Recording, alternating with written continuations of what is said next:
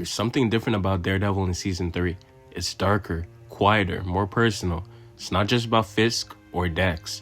This whole season is a study on religious guilt, how faith can save you, how guilt can destroy you, and how Matt mistakes one for the other. So let's talk about why season 3 is the closest Matt has ever come to losing his soul.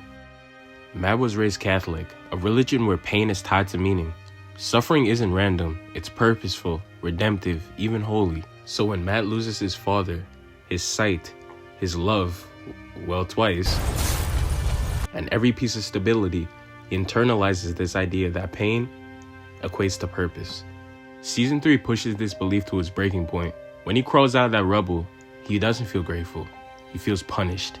He thinks that God spared him just to make him suffer more. Matt's whole identity becomes, if I'm pain, that must mean God wants this. One of the most painful parts of season 3 is watching Matt's spiritual conflict. He believes God abandoned him, but the truth is, Matt abandoned himself first. Matt stops praying, stops seeking comfort, and stops accepting help. He rejects Karen, Foggy, and even Sister Maggie, which unknown to him is his own mother, because guilt tells him he doesn't deserve love. Within Catholic guilt, forgiveness is offered but never taken. Matt believes in God's mercy, but he doesn't believe he's worthy of it. And that's where the real danger starts. There's a moment in season 3 that nobody likes to talk about Matt's psyche. Matt enjoys the violence.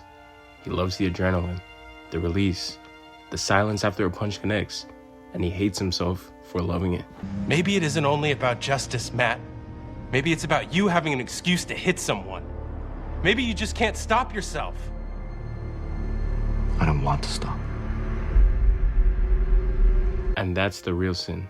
Not the fighting, but the fact that the fighting feels more honest than prayer. He feels more like himself when he's breaking bones than when he's asking God for forgiveness. Season 3, Matt isn't torn between good and evil.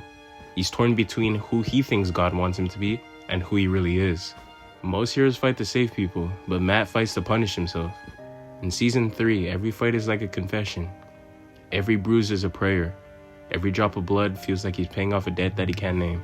He thinks the more he suffers, the more he bleeds, the more he breaks himself, the closer he'll get to redemption. And when he fails, he doesn't take the lesson that you can't do everything by yourself.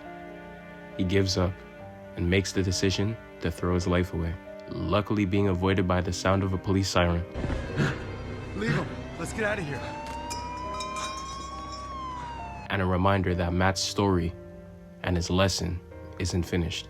And that lesson is simple. You cannot save anybody if you refuse to save yourself. And this is where I believe Sister Maggie becomes the anchor of the entire season. She tells him the one thing that Matt refuses to face throughout the entire series. Heal the body and the spirit will follow.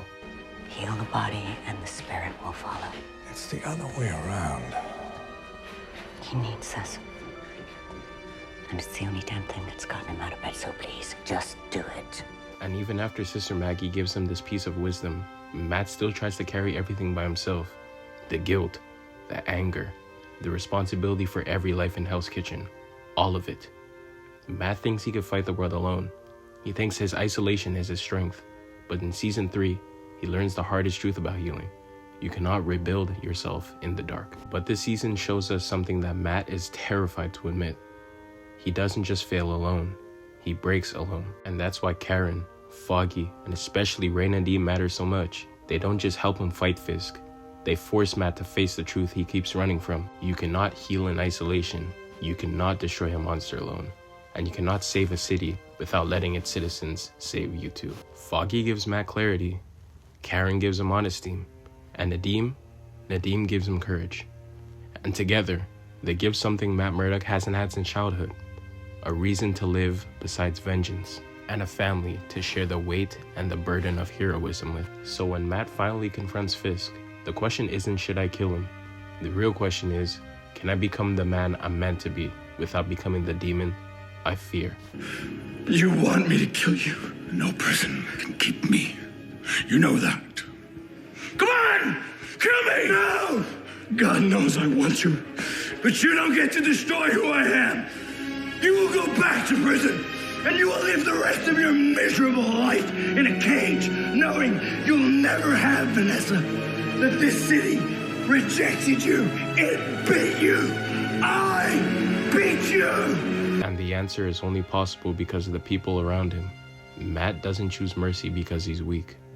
He chooses it because Karen, Foggy, and Nadim remind him that he's so much more than violence, more than guilt, more than the devil.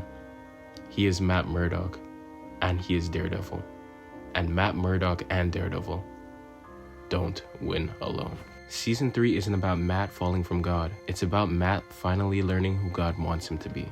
Not a martyr, not a weapon, but a man strong enough to carry both sides of himself without letting either destroy them. And when you finally learn the balance between who you are and who you want to be, not even God can stop you himself.